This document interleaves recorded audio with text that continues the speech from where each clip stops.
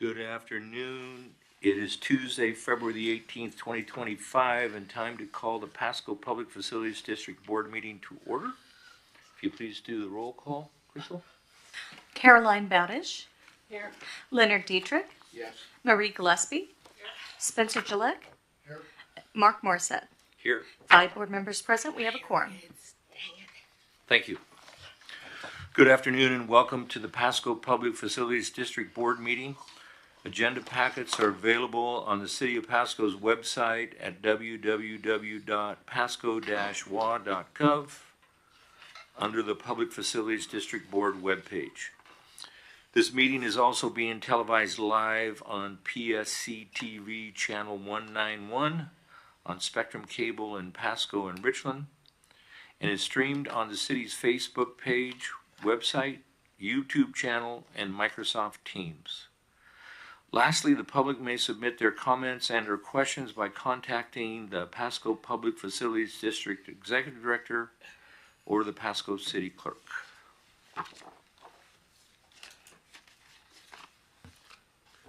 Go ahead, Crystal, with the recognition of visitors. Okay, item 3, recognition of visitors' public comments. This item is provided to allow the public the opportunity to bring items to the attention of the Pasco Public Facilities District Board.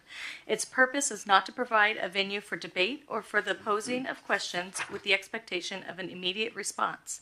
Public comments will normally be limited to 3 minutes by each speaker. Those with lengthy messages are invited to summarize their comments and/or submit written information for consideration by the Pasco Public Facilities Board outside of formal meetings. Lastly, when called upon, please state your name and city or county residency before providing your comments. Thank you. Any visitors? No visitors present, nor have I received contact from anybody in advance of the meeting. Thank you. Agenda item number 4, approve the Pasco Public Facilities District Board January 2025 meeting minutes. And I trust everybody's had a chance to look at those. I move to accept them. All right. Second. So it's been moved and seconded to approve the January 2025 board meeting minutes. Is there any discussion? Hearing none, then all those in favor of approving the minutes as presented, please say yes. Yes. Opposed, say no. The motion carried. Item number 5, claims approval. Veronica, Darcy, sorry. Darcy, you gonna go ahead and take care of this? Yeah, I'm happy to do that. Thank you. you. So we have 2 different claims reports this month to look at a kind of continuation of expenses that were paid in 2025 in January, but posted for 2024 because they were the goods or services were provided to the PFD in 2024. Doing okay? Should I keep talking? Is it working? No, it's fuzzy. Wait, maybe Matt, could you come here? No? Okay, I'll keep. You keep going here for just a minute. Okay, Sorry. no problem. I just wanted to make sure everything was working well. So you'll see in your packet there's a list of claims, so payments made for 2024 expenses. And as you will recall, we reported December. We have to do that a couple times because there's a timing issue of payments that get paid after year end but are for services or goods that were provided in December, and so we have to record those expenses in December. So there's a list of items that were 2024 expenses that were paid in January of 2025, and so you'll see a new accounting for December 2024 expenses totaling $1.447 million, and so we're getting that additional authority or asking for you to recognize those additional payments that occurred in 2024. 424 of $501,259.29, and all the items listed on there are things that kind of are typically you've seen from month to month show up as in an expense report. You can see the construction is building, and so we have some more expenses being reported there than we've had in the past, and that probably the thing that's most notable in that list of expenses for December of 24. And then I'm going to move on to 25, or I can stop right there with just the December review for you to determine if you want to do your motion for the December 2024 items. Yes. Is that good? Could we please? Okay, I'll pause. Okay. Would somebody please make a motion regarding the, to approve the updated December 2024 accounts payable in the amount of $1,447,787.77. I so move. So it's been moved, and is there a second? Second. So it's been moved and seconded, and you know, next time, Darcy, could we not have so many sevens? We can try. So it's been moved and seconded to approve the accounts payable in the amount of $1,447,787.77. Is there any discussion regarding the motion? Hearing none, then all in favor of approving the accounts payable for December 2024, please say yes. Yes. Opposed, say no. The motion carries. Go to Thank the you. next one, please, Darcy. It is a tongue twister. So moving next, we have January's same process, but for expenses that are for January of 2025 and paid in that same month. And so, as you can see, it's a much smaller number. And the total expenses or payment claims were $5,857.79. And just kind of beginning of the year things, insurance premiums, and then our legal services.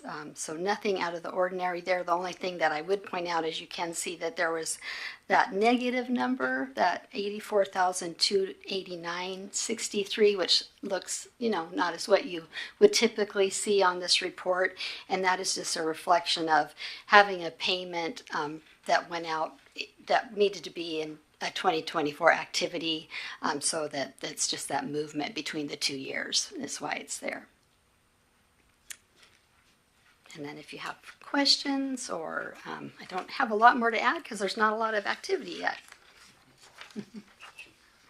But it takes just as long, doesn't it? It does. Okay, so there's a motion. If somebody could please make the motion to approve the January 2025 claims. I move to approve the January 2025 PPFD claims in the amount of $5,857.79. So it's been moved and seconded to approve the January 2025 accounts payable in the amount of $5,857.79. Is there any discussion? Hearing none, then all in favor of paying the accounts payable as stated, please say yes. Yes. Opposed, say no. The motion carries. And now number 6, and that's back to you, right, Darcy? All right. Yes, please go thank ahead. you. So just as a follow-up to the 2 items that you just approved, the activity that goes partially, part of the activity that was disclosed on the accounts payable list is reported in the financial reports that are included in your packet. There is one for both through the end of 2024, and then also through the end of January of 2025, so you can see the balance sheet activity, which is the assets of the PFD and any liabilities or amounts owing, and then also revenues, expenditures for that little period just in December, those changes that were made, so you can see the impact of the changes that were made.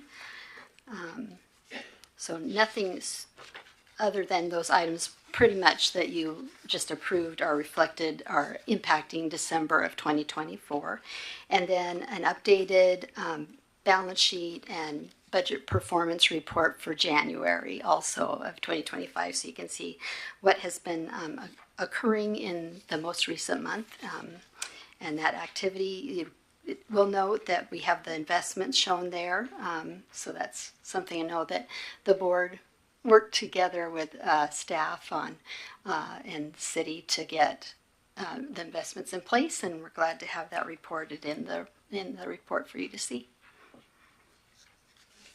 And then if you have questions, I'm glad to try and answer those. Question, Darcy, our cash balance is 9 million plus, a little bit? Are you looking at the The balance balance sheet sheet. for January? Through the end of 24. Oh, through the end of 24.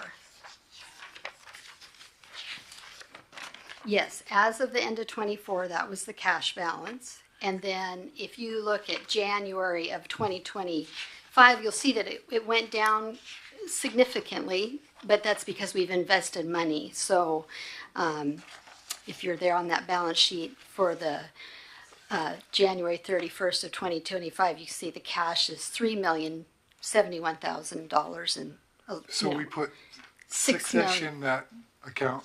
Yeah, Okay, that help yeah, that you're thank asking. you. Okay, you bet.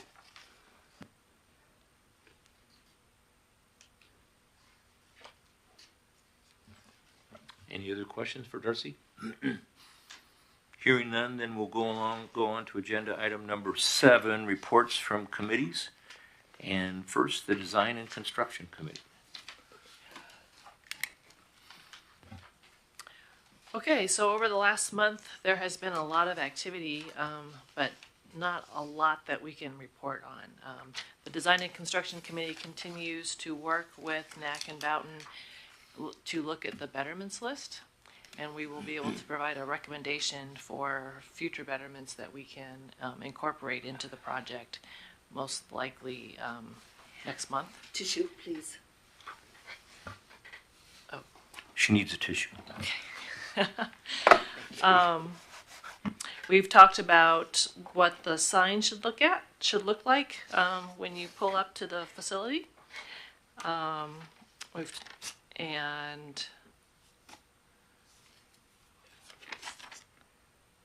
And what graphics could look like inside the facility. So just a lot of continuing to refine details as NAC and Boughton continue to work towards the guaranteed maximum price, the GMP, and continuing to look at betterments. So that's all to report this month.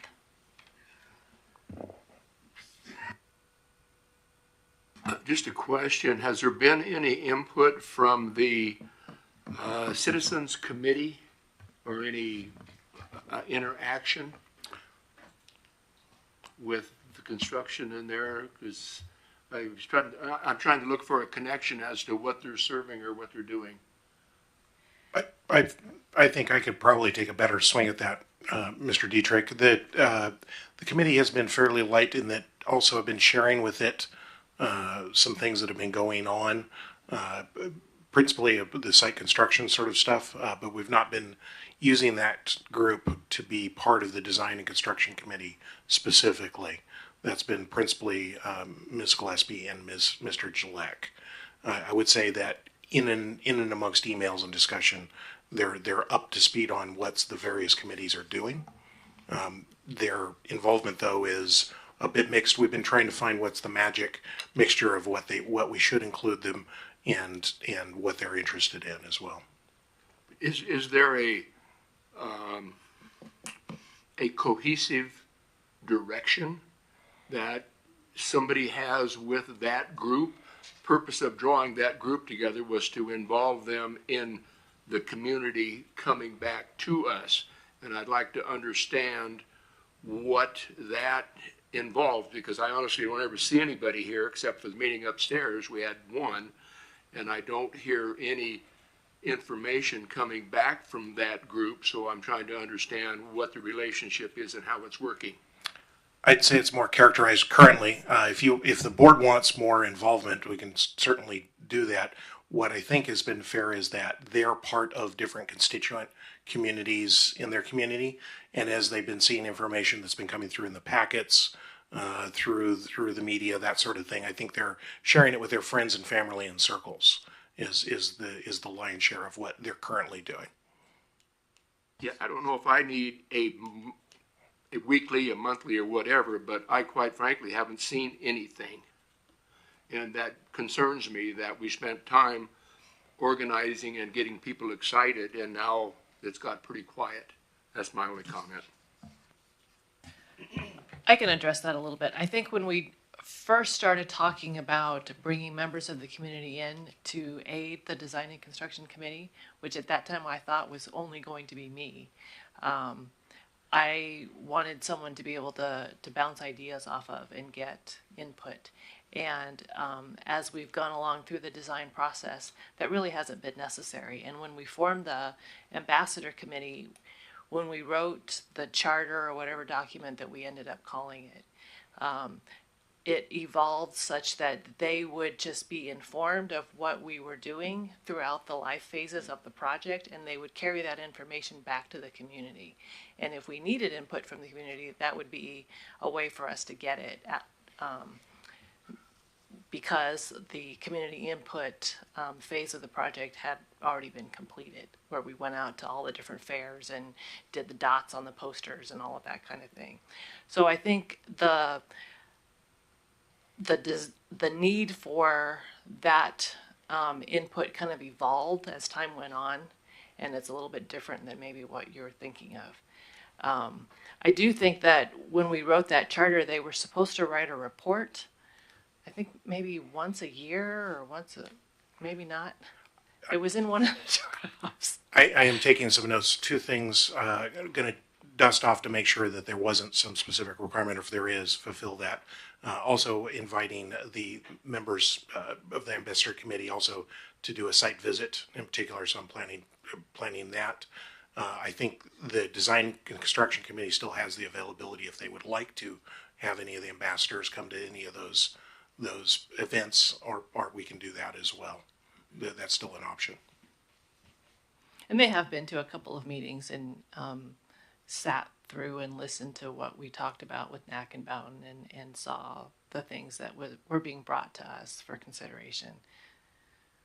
Yeah, I'm just concerned that the way I understood and felt that it was designed was that they would be listening to what was going on, carrying that information back out to the community.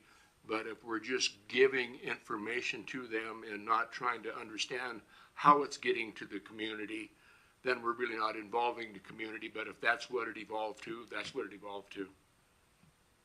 We'll take a look and see if we can spin them up and use them some more, Mr. Dietrich.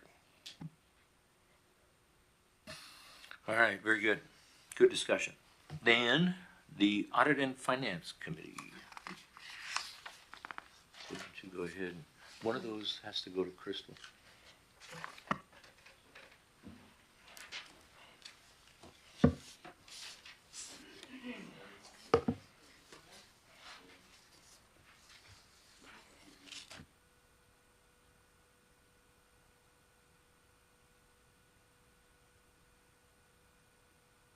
Okay, so the next item on the agenda is the Audit and Finance Committee.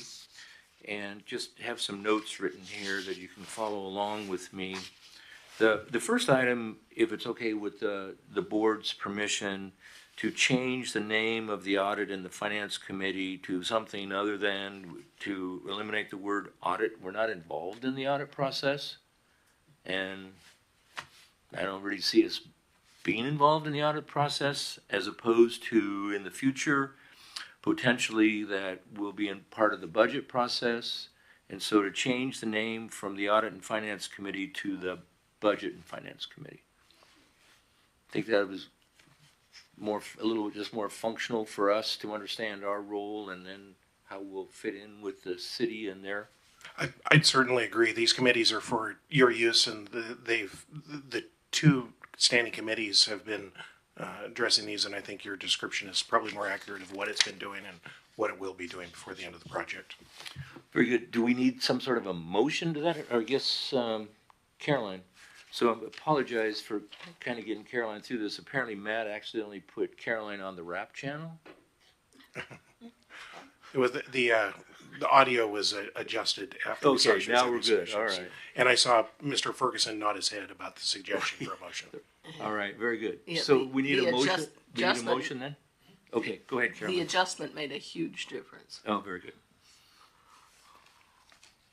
So then Caroline is going to read a motion to change the name from Audit and Finance to Budget and Finance. Okay, Go so ahead. I move to change the name of the Audit and Finance Committee to the Budget and Finance Committee. Okay, so a motion has been made to change the committee name. Is there a second? Second. So it's been moved and seconded to approve the committee name change. Is there any discussion? Hearing none, then all those in favor, please say yes. Yes. Opposed, say no. All right, thank you.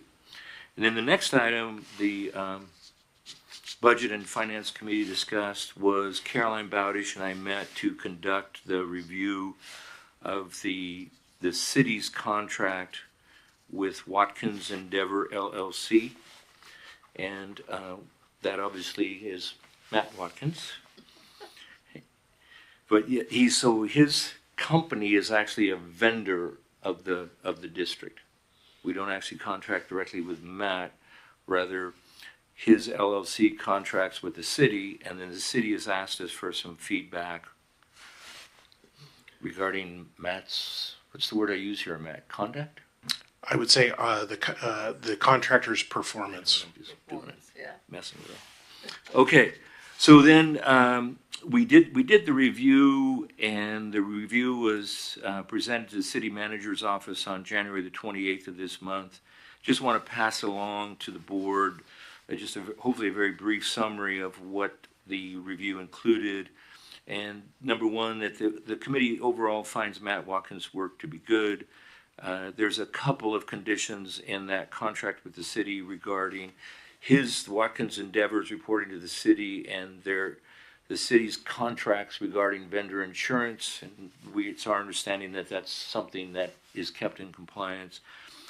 Financial management, just continuing education to keep growing and building that financial literacy. And communication, whether it's with especially the taxpayers and or board members, that perhaps visual information like what we're seeing on the screen over here to the left would be helpful for all. And then, Darcy, you're probably going to have to help me a little bit with this, and it's my understanding that the city looks to the, I have it here somewhere. The city looks at the West Coast Consumer Price Index kind of as a guide to decide how much the increase in these vendor contracts. That is true. It kind of depends on which contract we're talking about, but it's typical that there's some sort of CPI adjustment in there that's a standard that we measure against. In this West Coast Consumer Price Index, the way I understand it, based upon my reading, is it's a core index. Yeah, yes, it's a standardized, depending on what index we use, but we can go out, find a fixed number, and have that as the measuring point between adjusting contracts. So. Yes, thank you. Is that So helpful? that core index indicated a 2.9% increase in pay for Watkins Endeavor's contract from $10,390 to $10,691 per month. Are there any questions or comments? Here you go, Marie. So it is indeed just an information.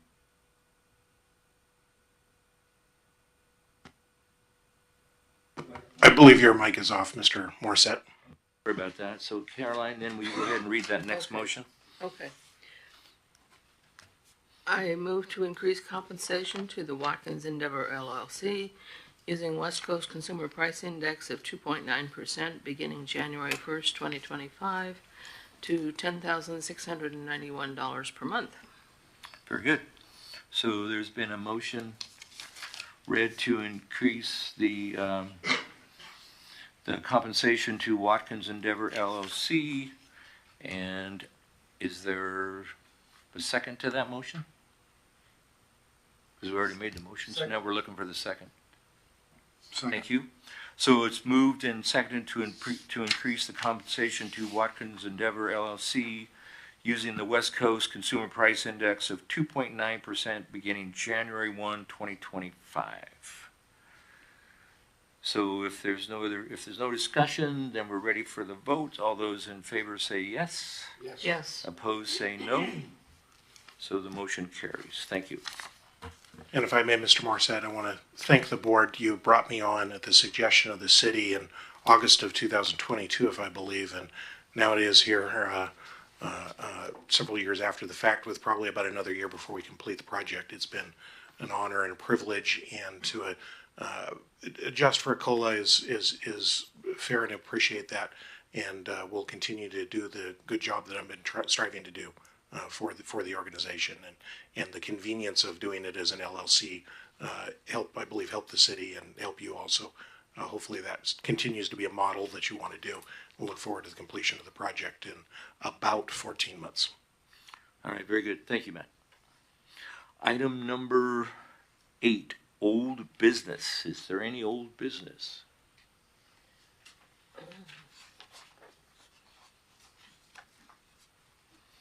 Matt, anybody? Was there any old business? Okay, thank you. Number 9, new business. We have another resolution 2025.01 regarding Road 108 right-of-way dedication. Yes, I'll report on this. The city came last week and asked if we would deed a little bit of property, 0.015 acres, about 600 and some square feet, for construction of an eventual road on the southeast corner of the 13 acres that the PFD owns. I'm going from my experience when I was council member and mayor.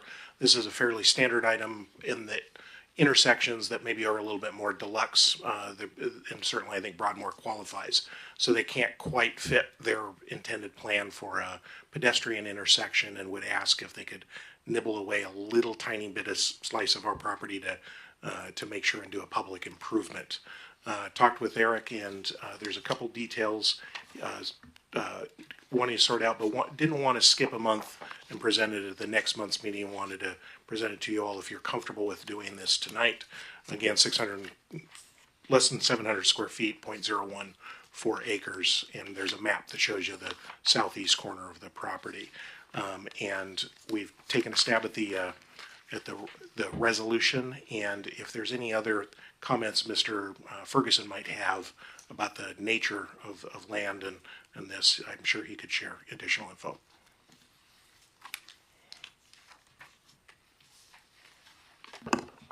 So, yeah, this is pretty standard. Obviously, this is a situation where you essentially are dedicating a little corner of the property to allow the street improvements.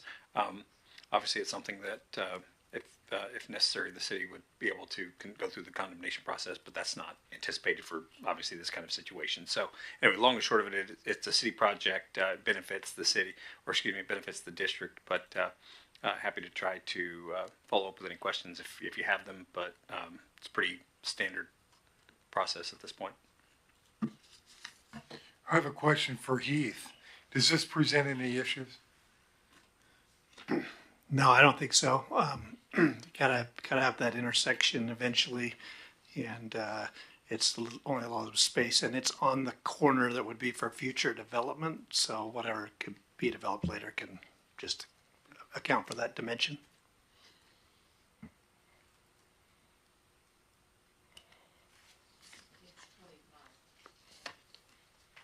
Yeah, no, I've seen it. Yeah, okay. Yeah, thank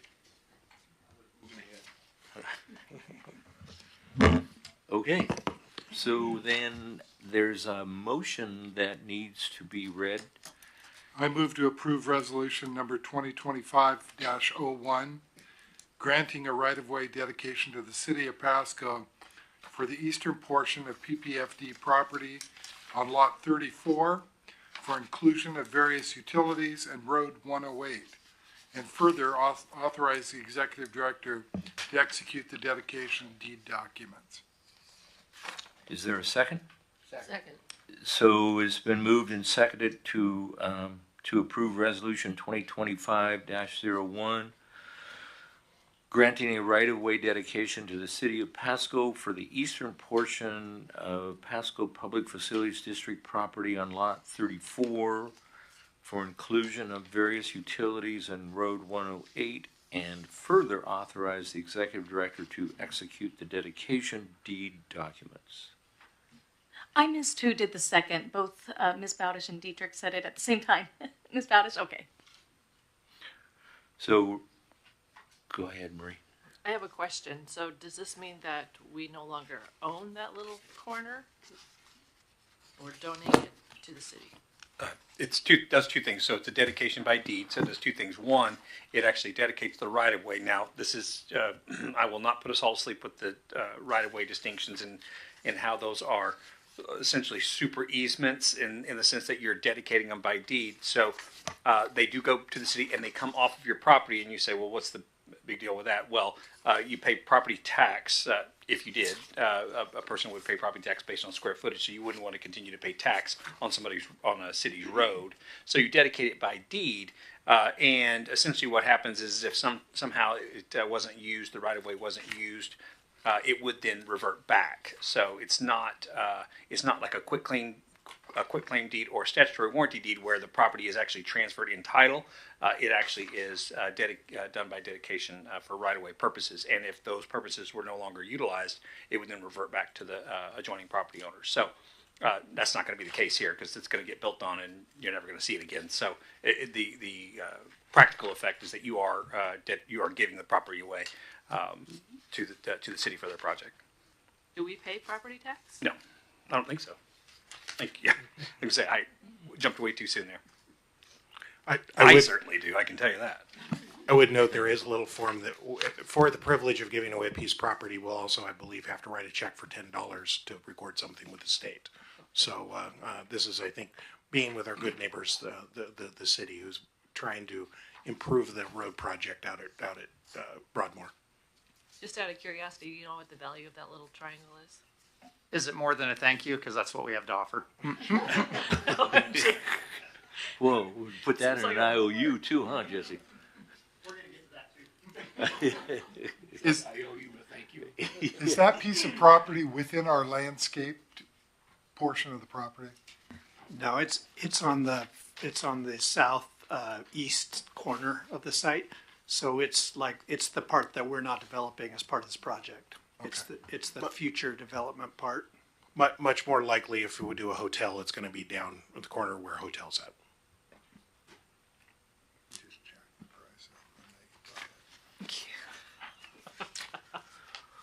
Okay. I'm not sure exactly where we are. Is that the discussion and we're ready for the vote? Does that sound about right, Eric? I believe so. That's where I left off. Okay. So, as long as we're all in the same place. So it's been moved and seconded to approve resolution 2025-01. All those in favor say yes. Yes. Opposed say no. Hearing none, the motion carries. So Matt, just as an item of housekeeping here, I don't see the resolution in the packet to sign. Do I just sign this one here, or? I believe it's on the back side of one of the pages. Oh, well, if you don't mind, we'll figure it out. The clerk will end up having a thing print, and we'll make sure that get that at the end of the No, meeting. that's okay. Very good. Item number 10, other business. Owner's representative, Heath Gardner. Okay, I've got a few things to talk about. First, just kind of as part of my regular report, there's dirt being moved out there, and it's really exciting. So if you want to drive by and see some dirt being moved, you can do it. The shape of the site has changed quite a bit since they started stirring stuff up out there. And it's really interesting. If you were to go, I recommend you have all-wheel drive if you try to go up 108. But if you were to drive on 108 and the snow is gone, then you'll be able to actually see where our driveway entrances are and where the kind of parking lot is, because they've cut those into the grades. So it's kind of interesting. You can kind of start to get the picture of where this thing sits.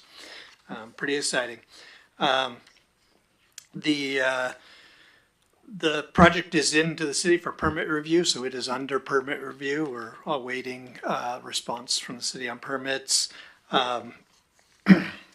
The Boughton Construction, our design builder, is busy trying to put together the final GMP, and that is the biggest thing that's coming up for us. Is that at next month's meeting we expect to present the GMP amendment to you for the full construction contract. So that'll be, if you remember in the design build process, that's the guaranteed maximum price. That's where we will finalize the full. You have signed a couple of small portions of that, and that's what they're working off of right now, but this will be the final. This will be the culmination of this will finally put the whole contract in place with the contractor. So we will be bringing that. The plan is to bring that GMP at the next meeting, present it to you, and recommend approval of the GMP. So that's an exciting moment, and we need to do that in order to make sure that we keep progress going, because we got progress going out there. So we'll get that. Question. Yeah. Is that corner exaggerated in this picture? That is not meant to show that easement, if that's what you're saying. No. Yeah. No, that just happens to be how That's they drew the same that. corner though, right? That is the same corner, but that just happens to be, I think, just a graphic anomaly of how Because they. it sure looks a lot showed different that. than it does in the map that we were given in our packet. Yeah, that's worth money. Yeah, well, that would you would not definitely be get worth for a money. thank you. That's definitely not meant to show that. That's been like that, and I don't know, exactly why it's shown like that, but that's been like that. I think on the drawing, the reason why that is that is because that was where the proposed right of way, if there was going to be right of way that came around there, that's where it would be. So that's where the line was, but that's not an actual boundary line. Yeah, I'm not sure why that line's where it's at. I think it's an architect thing. Heath, I'm not sure which images you wanted up. I just Yeah, grabbed one. Is that's this good. okay, or do you want? I'm going to also just want to let you know that also next month, as we come back to this next meeting with that GMP amendment, I want to prepare you for the idea that it is likely that the Design and Construction Committee will, at that same meeting, have a recommendation for some betterments to be enacted and put into the contract, or put into the budget, I should say. Those and the idea is that we expect that GMP to come in on target. All the indications are that it will. When it does come in does come in on target, a lot of our risk that we're mitigating with our contingencies will have been alleviated. Not all of it. We still have risk out there, but that may be an appropriate time to add some time-sensitive betterments that we'll miss out on if we don't add them soon enough. And those things may include enhancements to the access controls and cameras. We've got an upcoming meeting with the city operators to discuss appropriate levels of access controls and cameras, and there may be a betterment to enhance some of those. It may include some translucent panels on the slides. Those are a wow factor thing. They're to make the slides more enticing and more exciting, and we have to order the slides after we sign the GMP, so we'll miss our chance to get them if we don't add them. And then some make-ready, we call them make-ready items, such as, the most important one is the make-ready for a potential added slide tower, outdoor slide tower.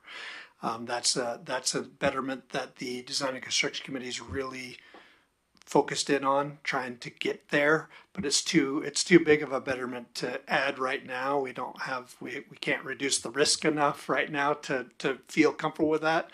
But the make ready, getting all of the stuff in the ground for it and getting the added size to the mechanical room will save money in the future if that slide tower is ever built.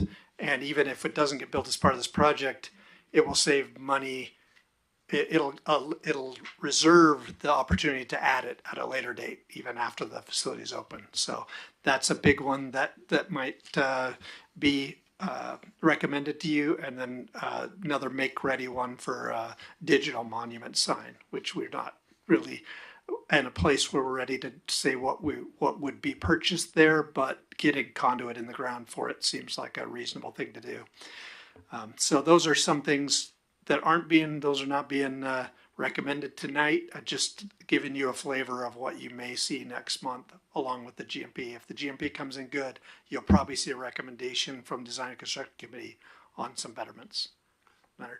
Yeah, Heath, what I would ask is that you get that out to us previous to the night before the meeting so that we can look at them and try to understand what you're talking about instead of doing it over a 24-hour period. Okay. I guess if you have that, if you don't have it, that's okay. But if you're able to provide those slash betterments and ready to, that would be helpful for me at least to, okay, that I've got a few days to look at it and understand where it's headed. I think we could do that. We could certainly provide the information about the betterments that are likely to be recommended and what they are and why they're recommended. And I know we've got we have an interest in assessing them in terms of revenue, effect on revenue and operations costs. So we could get that to you in time too. We may not have a final recommendation until right at the meeting. So maybe one or two things that we put on the list would fall off or get added. And the reason for that is that the GMP is going to come in. We're going to be grinding on that GMP right up until the meeting. So that we may not be able to finalize a recommendation, but we would be able to provide you information about the betterments that are potentially going to be on it. Does that make sense? And just to augment too, because that is an item that we discussed at length at the more workshop style meeting, and the process that everybody agreed to continue moving forward is that Design and Construction Committee is looking at these, will make a recommendation. Those recommendations then would go to the finance, budget and finance committee for review as well. And then it would also be part of, we'd make sure the Tuesday before the meeting, we set an agenda. I'll make sure that it's clear in that. And then the material that would be presented at the Tuesday meeting would be on the packet that normally comes on the Friday nights to board members. Would that be sufficient time? Or do you believe this particular one you want in advance of 3 days before the meeting? No, I think things are going in the right direction. And my purpose of this isn't to become adversarial, but is to become informed, and so that I can understand that I may be slower than the other four that are here, but it just takes me a little while to digest and understand where it's going, and it's going to be fine. It's just as soon as you can look at it, always the better for me anyway. I don't think there's any reason why we couldn't get the potential make-ready projects out. I mean, whether or not we recommend them, at least people would be informed as to what they are. Yeah, I think we could do that fairly easily. Yeah. Yep. We're not looking at a large number of them because we are trying to be responsible as far as not making decisions on large dollar amounts that we don't have to make yet. Right. Well, we can get that information out, and then it'll be just a matter of whether Design and Construction makes that recommendation at our next meeting. Right. Based on GMP. Maybe it's 5 things, and maybe depending on the GMP, maybe it becomes 3 things or 4 things instead. Right. Yep. I think we can do that. Financial update as far as that, the big sheet goes. things are going to heat up. We're going to start spending a lot more money soon, especially after the GMP. But so far, it's pretty calm, and the costs are kind of steady. We had obviously more costs with the contractors' bills, but we've got the same amount of contingency exposure right now as last month. It's really just that Franklin PUD bill that we're dealing with, and so that's kind of remained the same. And I did, as is my custom, I brought some 11x17 copies if anybody wants one, because I know it's small in the report. It's going to be interesting how your negotiations come out and how that looks, because watching the last couple of months of council meetings, the bidding has been very competitive from what I've seen, and it's been beneficial for the community, and I hope that continues into what we're doing. But it appears to be that there's a lot of contractors out there that are wanting to do something. Yeah, no, I think you're right about that, and that's what we're hoping for too. So it does look like we've been monitoring, and it looks like we're getting pretty good coverage, pretty good interest in the sub packages. Spoughton went out and advertised out for sub packages, and we kind of monitor that. So I see all that traffic and who's responding and stuff, and it seems like there's good interest. So we're hoping to get some good numbers. Yeah. Okay. All right. So then I wanted to address something that came up last meeting, which was pedestrian vehicular traffic and safety. Mark had brought up a few things that he would like to talk about, concerns. So I said at that time that I'd bring a report. Again, I brought some 11x17s of what Matt's putting up on the screen, just in case it's easier to look at those than the screen. Thank you. And I know Matt's going to put them up on the screen. I can walk up there and point at stuff if that helps, but sometimes that doesn't work so good with the microphone, but I'll give it a try.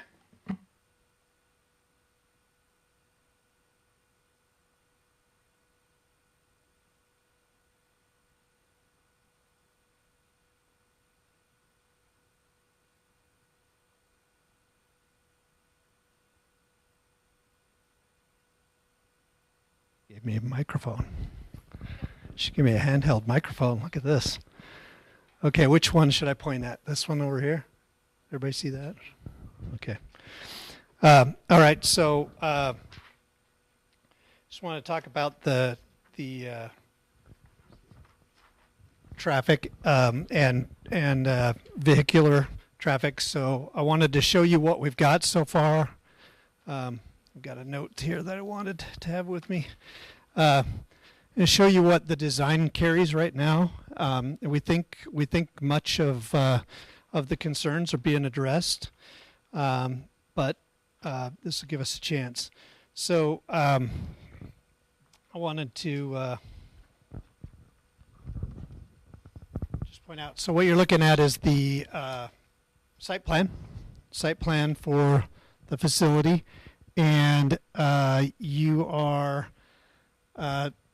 here on Road 108, right? Can't use both hands. Road 108, and then this is the parking. So what we've got for traffic patterns here is as traffic can come in through this main entrance. There's a big monument sign out here, nice looking monument sign. Vehicular traffic, that is, can come in through this main entrance. Circle up here. There's a drop-off zone up here along this curb. And then they can circle out through here and either come to this parking lot or go down to this parking lot. Traffic can also enter right-hand turn into this entrance. You won't be able to left turn into that entrance, I believe, because the road has a center median. So you can right turn in here and go straight in the parking. You cannot go back this way in the drop-off lane. It's one way there. One of the some of the safety features of this are when you enter here, we've got good pavement markings. We're looking to add some more signs. We haven't detailed out signs right now, but we're going to add some signs that say pedestrians, and we've talked about maybe putting some very large, you've seen them before, very large pavement markings that maybe say slow, right? So we can drive over. One of the things that happens as you come into this, it's hard to see in this drawing, but if you really look at the detailed drawing, it necks down as it enters, so that driveway gets narrower, and that's a traffic calming measure, right? If it gets narrow, it makes everybody slow down a bit. Along this pickup drop-off area, there's truncated domes, which are those the bumps that go on the sidewalks at like ADA ramps and stuff. Those are all along here. Plus, we've got bollards along there to keep vehicles from entering onto the sidewalk. So to separate cars and pedestrians. We've got marked crosswalks across our drop-offs so that people who are coming from the parking lot have designated spots to cross that are marked and indicated.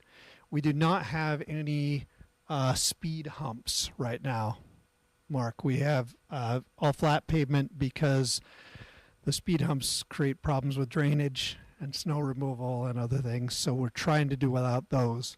The idea is to have clear markings. And one of the things that helps us out too is we've got some pretty good landscaping requirements. We have a lot of landscaping here. These planters won't be real easy to walk through, so again, funneling foot traffic to the designated crossings, so we won't have a bunch of crossing outside of those. The entrance to the site, so one of the things that was a real focus was making sure that pedestrians, bikes, skateboards can get on and off site without crossing a bunch of traffic. The predominant traffic is expected to come from the north, although we're set up to take it from either direction. But the idea is that if you come from the north, which is where the transit bus stop's going to be, as well as where we believe most of the development will be, you can come onto our site onto a nice big walkway without ever crossing the driveway. So you can come on and get all the way to the front door with your bike, your on foot or whatever, without crossing any traffic. This crosswalk here across the road, that's part of the 108 project. We have confirmed that part of that 108 project is rapid flashing beacons. It's a deluxe pedestrian passageway. I mean, they've got all the rapid flashing beacons. You've seen those before. You hit the button and the flashing happens. And good pavement markings and lots of signage, so they should have a good, safe crossing here by the transit stop. And we've been talking with transit a little bit about that, just making sure that they've seen it and know what's happening there. And then also good crossing at our driveways. If you do come the other direction, there are walk paths that get you up to our door through the parking lots, through marked and designated passageways. Let's see, what did I miss here?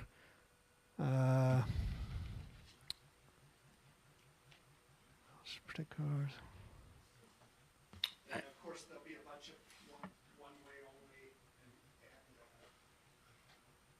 signs on the drop-off zones that will happen. Good question.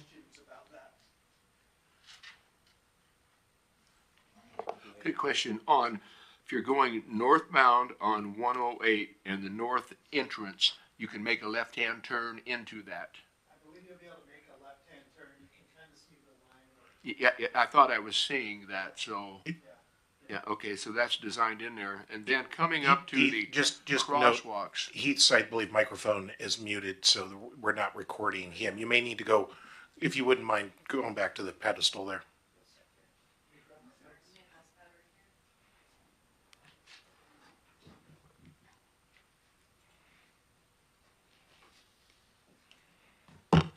I'll stand right here. How's that? There you go. And then going to the crosswalks on the drop-off areas, Don't know what it would take to do that, but if we had the ability to punch a button and have a yellow light blink, either going north or south, east or west on that there, that would add more safety to each of the crosswalks. There's four crosswalks. So you think of where they cross the Yeah. pickup drop-off lane or out Yeah, at on the drop-off, on both sides, both coming in and going on the drop-off areas. Okay. The four of them that you have there, I just don't know, from a safety standpoint, I mean, I understand from a visual what it would do. Don't know from a cost standpoint and from what the actual, but that's something, I guess if I was doing it, that's something that I would look at. The speed bumps do one thing, but a flashing yellow light does something else also. And if you're gonna have a large number of adolescent kids going across there, might be something you might wanna. We'll look into that. I mean, we'll look at it as an option and see what that looks like, functionally and cost-wise. They may be blinking all the time. I don't know, and Yeah. maybe that's more of an issue Might be. than not. But If they're I just- blinking all the time, they might turn invisible. But we'll look at that as an option. Question. Heath, I've got a question. Yes. Ben Franklin Transit, if they're gonna drop off, do they drive onto our property or is there a designated drop-off area on 108? So one of the things that we are kind of trying to raise attention to between BFT and the city is that it doesn't look like the 108 has the curbs cut or modified for a transit stop right now on the plans.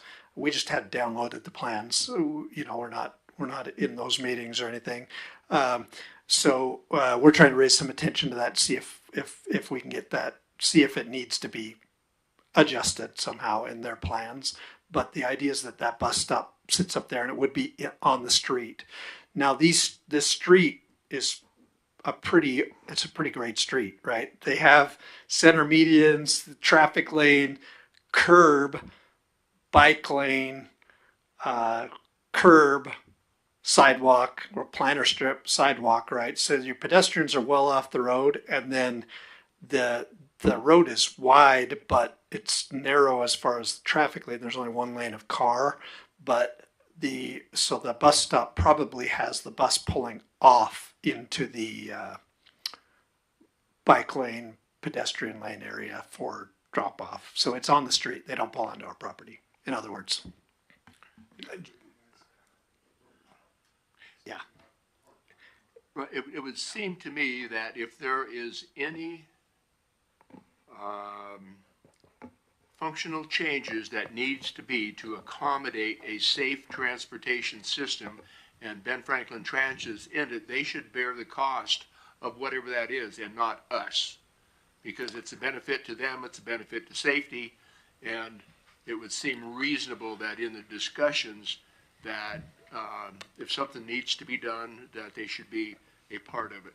Yeah, I don't know how that normally works, although I do know that Ben Franklin Transit does pay to enhance their bus stops and things in other places. I do know that. I don't know how that works, but that would be in this particular case, that's going to be a BFT and Road 108 project issue because it's not on our property.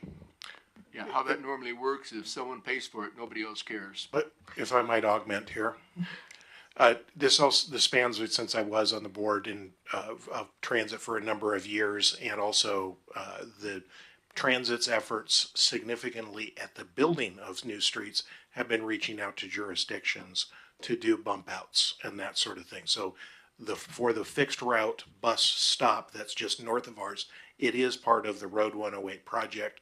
And I think it would do well for us to remind the city as part of that project to make sure do accommodation for bus services that's part of it. And buses, the BFT system also provides feedback.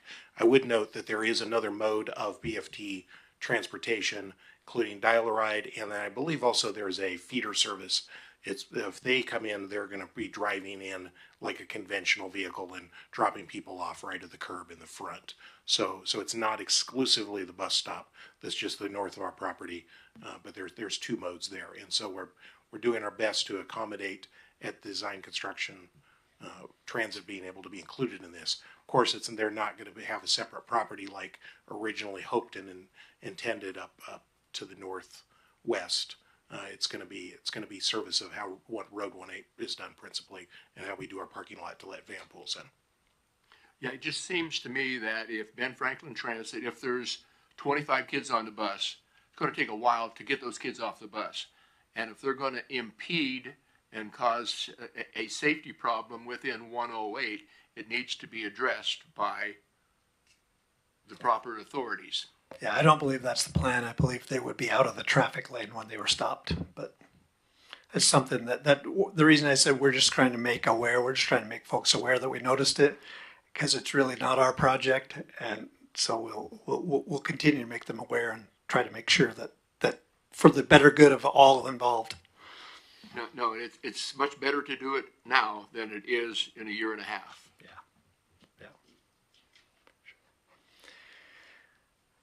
Any other questions about that? Did that help explain what we've got Yes, going as thank far you as very that much. goes? Informative and great discussion, so please. I would note too that we are it is 5 o'clock, so we are going to lose a clerk, but we're going to continue on with the meeting. We're recording it. I'll make a couple notes to share with the clerk, and we'll take as much time as we needed, other than just note that there is a 7 o'clock council meeting in these chambers. So I suggest 2 hours is not the range we should go.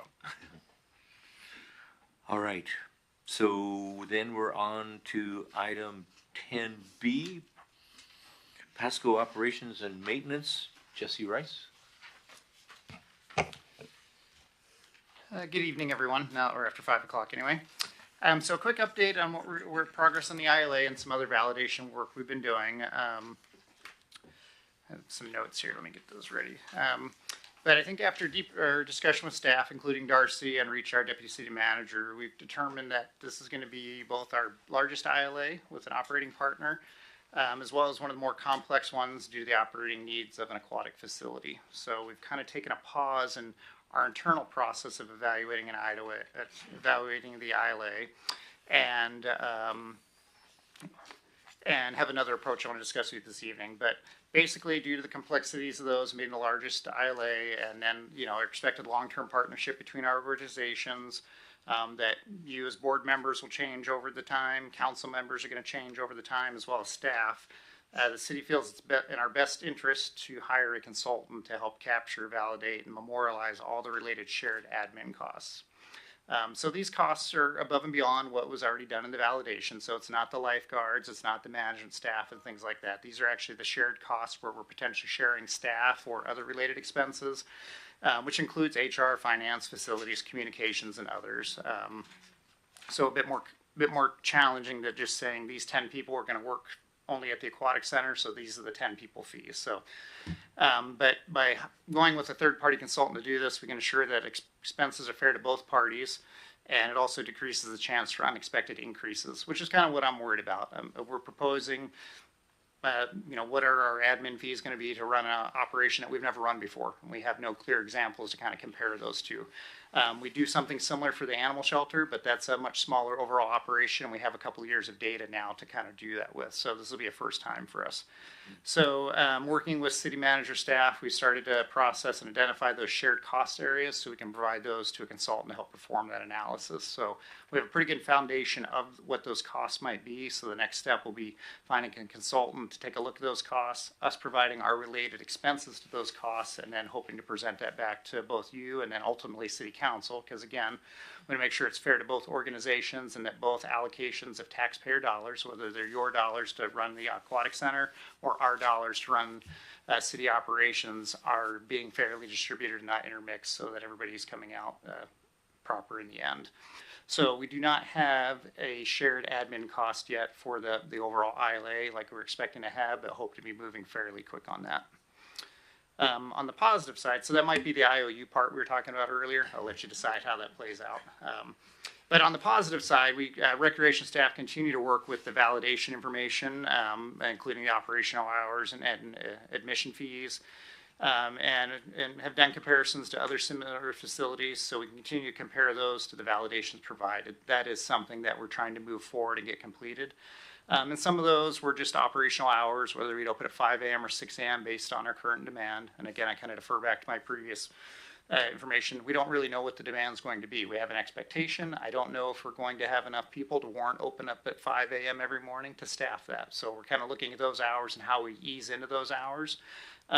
As the city runs, we find it's easier to add hours than take them away later. So if we do start at 5 a.m. and have a couple of people that show up, but maybe it's not quite meeting our revenue operating needs, those people are going to be very upset when we take those hours away. So we're examining both morning hours, evening hours, how those might line up with the school year, breaks and things like that to balance that, as well as admission fees, because a lot of your operating expenses are going to be covered by admission fees. So we're doing a comparison for both a daily pass, and that would include your resident rate or non-resident rate, how we prepare to accommodate resident, non-resident rates, as well as what monthly, quarterly, or annual swim passes might look like as well. So why the ILA hasn't progressed as fast as we'd like to, I think you'll find that we've been doing work in several other areas to kind of align those. And we did just provide that information to Brooke today, and she's going to forward that over to who did our previous validation, and they're going to rework their numbers again, so they'll be able to provide back what those operating revenues might look like in cost to expenses. So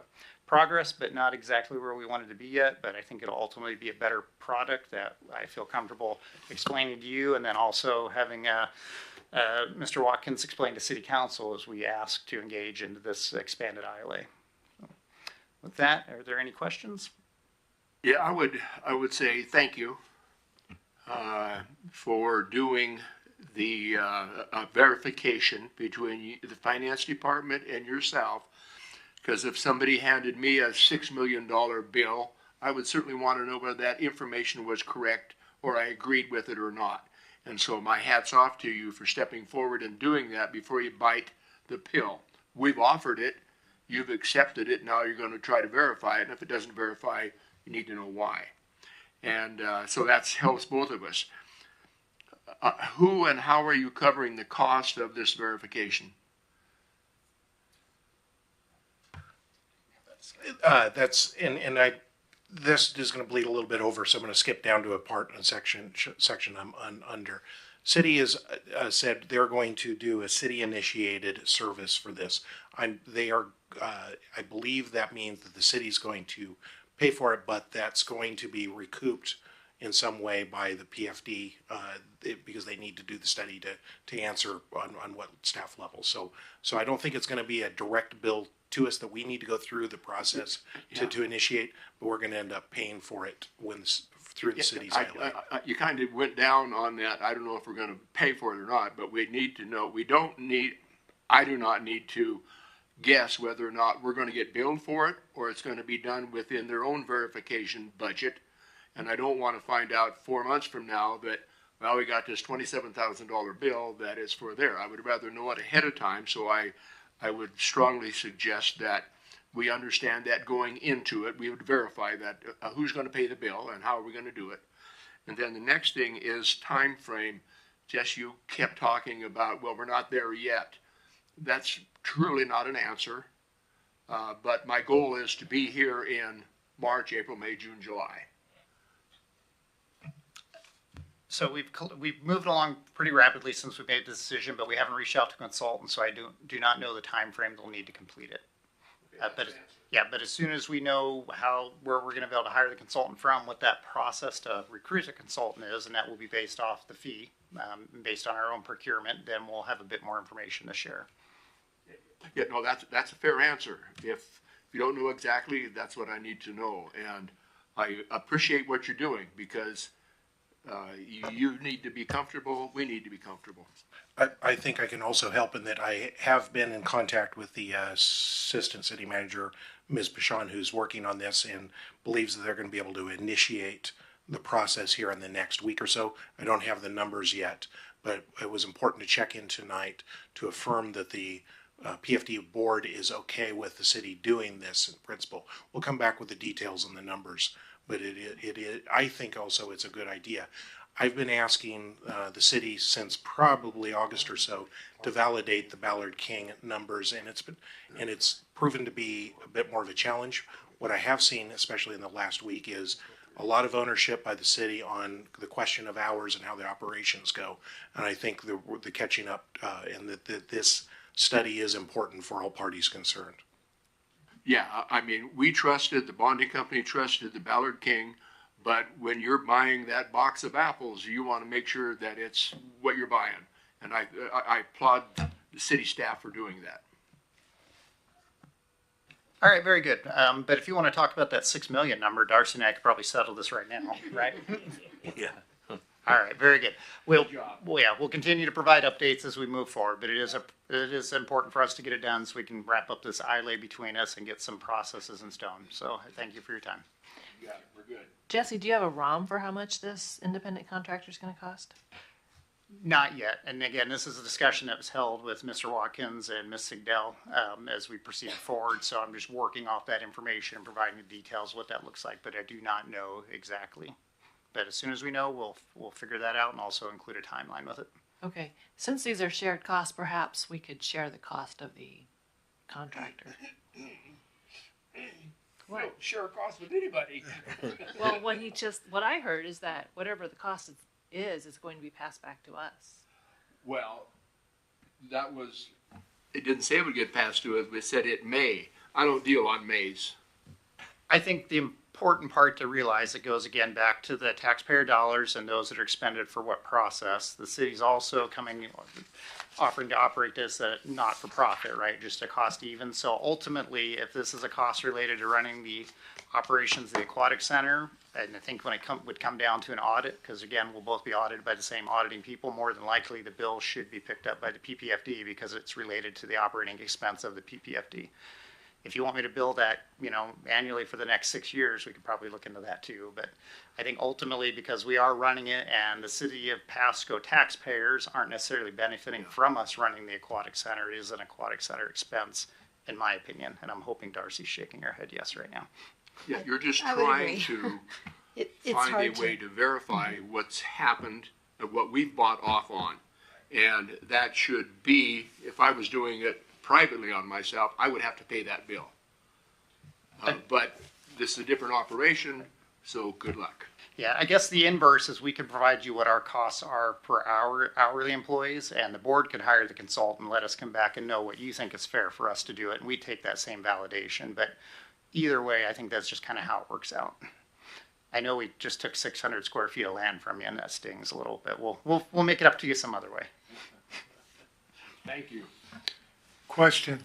Heath, do we have a number that in the initial projections we put in for our management fee? Yeah, the Ballard King report had a placeholder for the administration.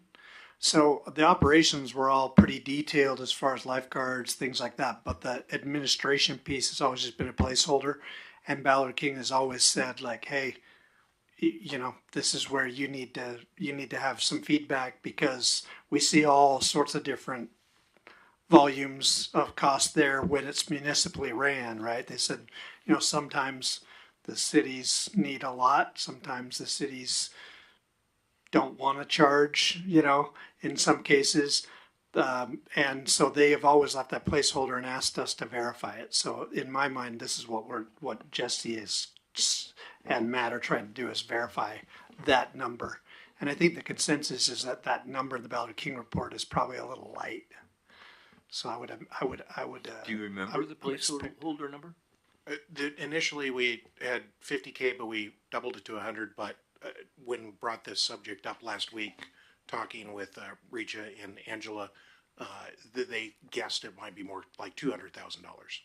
And so that's exactly the kind of thing that we do need to go through. I would note that this does affect or will potentially affect the larger GMP question, because the GMP is, yes, this is the model and you want all of those things answered ideally before you do the GMP. In this case, there is going to be a little bit of an asterisk because that is not going to be completed by that time. But what I am asking, and I'm going to renew the ask from Richa and Angela in the city of Pasco, is give a rough order of magnitude of what compared to the Ballard King is the best guess. And so we'll have a little bit of an answer to the asterisk for the April time frame. But that is, again, something I wish we had done last fall, but or certainly before now. And this is coming to be a little bit of a time crunch, but it is the right thing to do. $200K a month? No, I believe that was That's annual. Oh, okay. Just two. Go ahead, Spence. That wouldn't include salaries for lifeguards and that kind of stuff, would it? Well, the study is going to be twofold in that the Ballard King information is provided, so comparing to that, so it's going to be in totality for the city to the management and administration of this. It's a full picture of it, not just saying the Ballard King yes or no on that.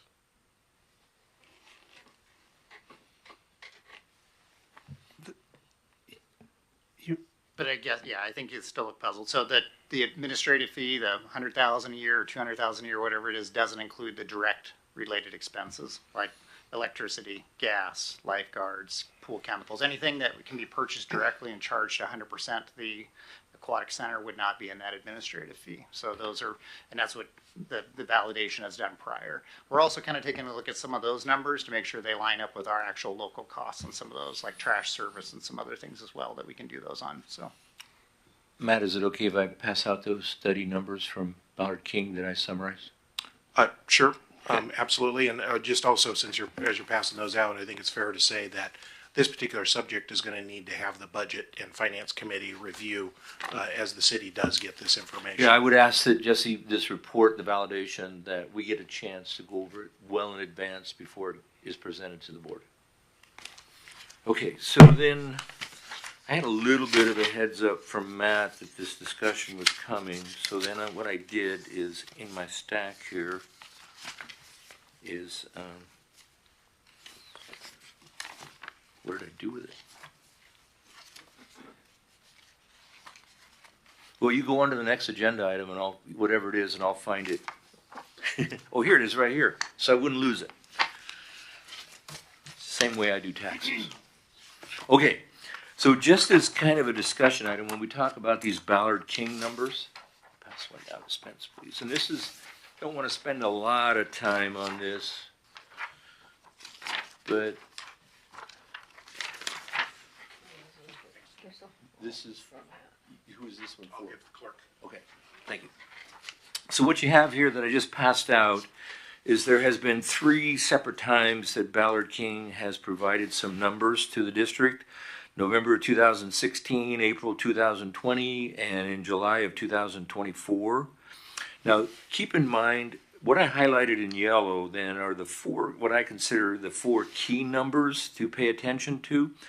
And when we talk about the personnel, the commodities, the contractual, then under number 3 there, contractual, and you drop down, I maybe should have numbered these, but you see there's a city chargeback number, and then right underneath it there's that city ILA correction.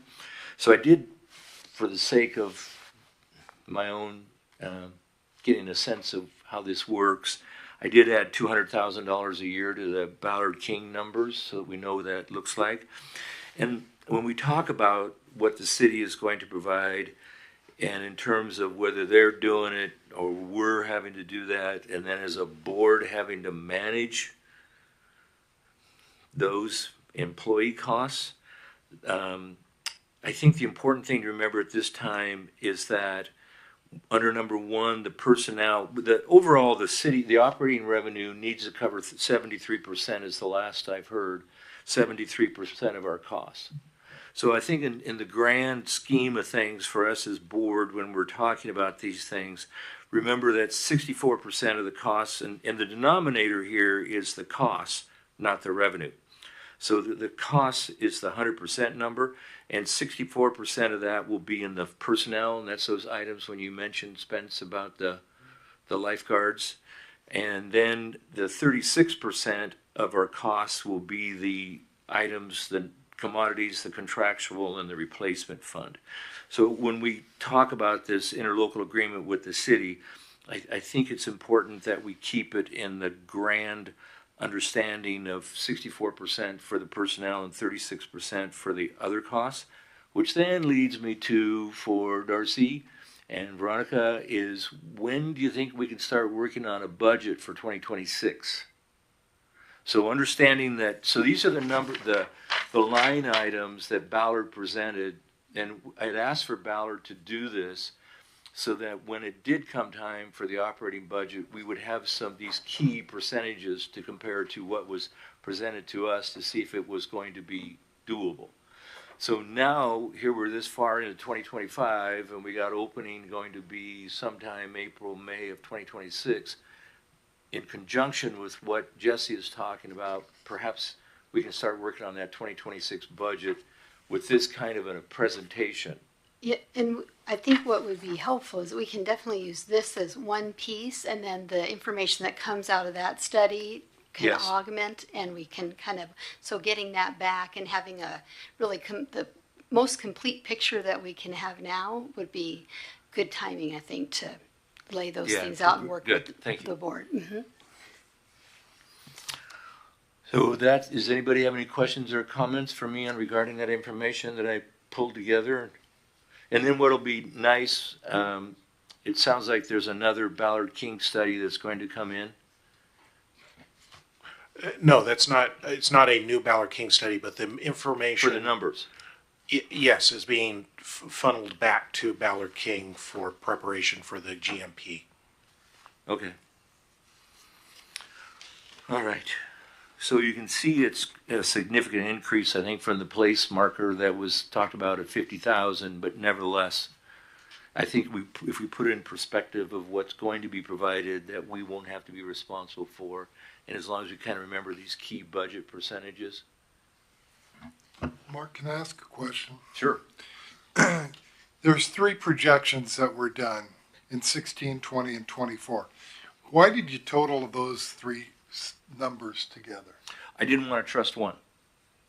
So did you So I wanted to average come them after you totaled them? Yes. So yes, that's what I did. So I wanted to come up with some sort of a common size, and really the purpose of this is not the dollar amounts, it's the percentages. So when they put together the budget, it's the dollar amounts are not going to be in 2016, 2020, or 2024 numbers. It's going to be in 2026 numbers. So it was the percentages is what I was trying to Got be it. the common size. So yeah, that's an average. It's the total and then divided by 3.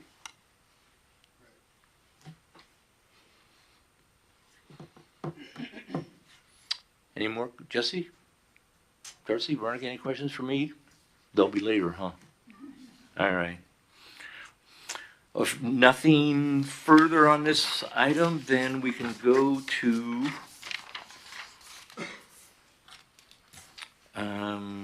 item number 10C, the Ambassador Committee reports. Anything from those folks? Okay. Then on to the Executive Director report. I think we covered one of those just to go to item 3 under their city initiated cost of service study. Again, I'm going to be following up with Pasco staff to arrange that to make sure that that's going to work with PFD. I appreciate the discussion tonight. I think that's helpful too. That validates that this is an important thing for the city to do. I would note that I'm going to skip to 5 because I think it also is related in the mix that we're doing on these numbers. One of the important things that you committed to was up to $300,000 a year for the Sandifer and 108 road project. You might have seen in the news that the city did get that bid back, where they had city engineer had estimated $11 million. It came back as $7 million. I don't know exactly what that's going to affect us, but the previous 300 had already been whittled down to about $225,000. I imagine that annual subsidy will be less because of the favorable bidding climate. So we would expect that. I don't have the specific number for that yet, though. Back up to item number 1. I have submitted, has been posted to the Tri-City Herald, a notice for request for qualifications for general counsel. Also shared that with Mr. Ferguson too. Any other attorneys that might be interested in that position, they have until February 28th to submit a RFQ for that. We'll go from there. I'd imagine do the Budget and Finance Committee to review any of those applications, unless the board wants to make a special one-time subcommittee with any different members. Also, I have a branding RFQ. I did receive submissions, 7 of them. Looking through them right now. Also looking to make sure that they do match with what we need for branding, and I would expect also to request some assistance from a board member or two on that. Probably again, the Budget and Finance Committee. As mentioned, city initiated tour site tours update. Since we're not doing a traditional groundbreaking, I would also report though that I've had a number of tours out of the site, fill up a car or meet somebody out there, and been doing 2 or 3 of those a week. If anybody's interested, I came up with a bit of a folio to show what it's like. The short answer to the folks that I have out there, including what I believe is going to be the city's project inspector for the project, seeing curb cuts of where the facility is going in, being out particularly at that northwest corner that we've focused on tonight, and seeing what the facility is going to look like has helped me and others tremendously. So going to be just doing more, calling them site tours. And if you have a group, I've got a car with 3 spaces, or we can meet anybody out there. Or if you really want to do a larger group, I can probably arrange and ask for some city assistance and get a van and that sort of thing. But they're moving dirt. It's tangible and specific, and it's great to see the project actually moving. With that, those are the general items that I wanted to cover, and your executive director report. And any questions, I'll be glad to answer those. What's number 6 on the following page? Oh, thank you. I thought I had 5. Good point. This is a bit of an affirmation there. Of course, you're aware of a long-time agreement with the city of Pasco and city of Kennewick. They kept dollars for the Kennewick Convention Center, and City of Pasco's getting a cut of that. This is just an FYI to let you know that Kennewick Public Facilities District is planning to restructure its debt and continue receiving that money that is not anything related to the point 2 that we're working on this project. The council for Kennewick Public Facilities District did let me know that they didn't believe any modifications are needed to any of the contracts from a public facilities district perspective. But since there is a Kennewick City of Pasco relationship there, wanted to give you a heads up. They're going to talk about it, I believe, at tonight's council meeting. And I've been projecting the attitude of, if it's helpful to a pure PFD, the Pasco PFD is in support of that and continuing that arrangement. So I just wanted to affirm that principle, share that with you tonight. And if that, for some reason, that's not safe ground, please do let me know. But this has been a beneficial relationship, and cities received a fair amount of money at this point related to its industrial development efforts. I'm not quite sure what Matt can rephrase that a little bit. So that means then if they refinance their bond, how does that affect that flow through? It doesn't. The formula is still set and in place, but Pasco has actually realized more and more money from that arrangement over the years. So the longer that Kennewick doesn't pay off their loan, the more benefit Pasco is going to receive from that, and as well as them for their project as well. Okay.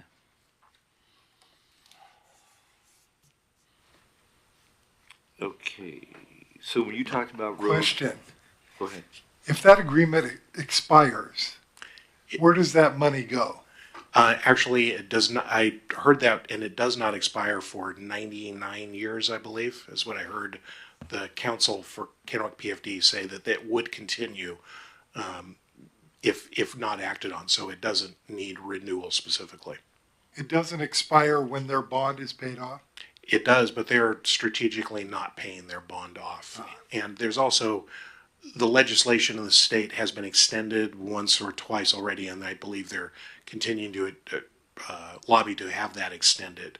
There are other PFDs besides Kennewick in this situation that do have those projects. And I think it's the 0.033% funds that we're talking about here. It is a portion of the state's sales tax receipts that just gets passed through. So that's where that funding comes from. Yeah. So it doesn't affect us technically locally. Yeah. Okay. And then, Matt, number 5 here, just to go back, you mentioned Sandiford. Is there anything that we need to learn about the road that's going east to west? Or? Other than that, the bid did happen for that, so that's that 7 million instead of 11 million. So Sandiford, clear from the Road 100 light west to Road 108, take a left turn and go by our property clear down to Harris. That's the Sandiford 108 project. Talking to the city, my understanding is that it's probably going to be fall before the project is completed. I'd imagine, though, there's going to be paving sometime this summer. Okay. Out If there. we go on our own, then we're supposed to go 108 and not down Sandiford. If you do go yourself and you're comfortable driving on sand, if you want to get the full experience, Yes. I would suggest right as you take the left on Harris, go drive across as if you were continuing the light of Sandiford and experience it from the Sandiford side, and take a left at the last road, which is 108. Okay. Say that again. Buy a 4-wheel drive, I guess. And we're going to be fine. Spence, your dentist office, if you were to keep driving on the light, there it doesn't go through, but if you jogged a little bit left to Harris and then back up, pretending you're like continuing on Sandiford westbound, and you go, Is there a little cleared patch there? there's cleared patch and there's fire hydrants on either side of the road, so you can imagine the road and you'll see a couple cuts to the left, and the last left that you can take is 108. So it's an L road they're building to the heart of the site, and we're square in the middle of the Broadmoor site. All right. Nice to hear. Is there any other business, Matt, that you need to bring to the board? If not, then it is time we can go ahead and adjourn. So it is 5:31 and the meeting is adjourned, and everybody will meet back here on March the 18th. See you then. Thank you.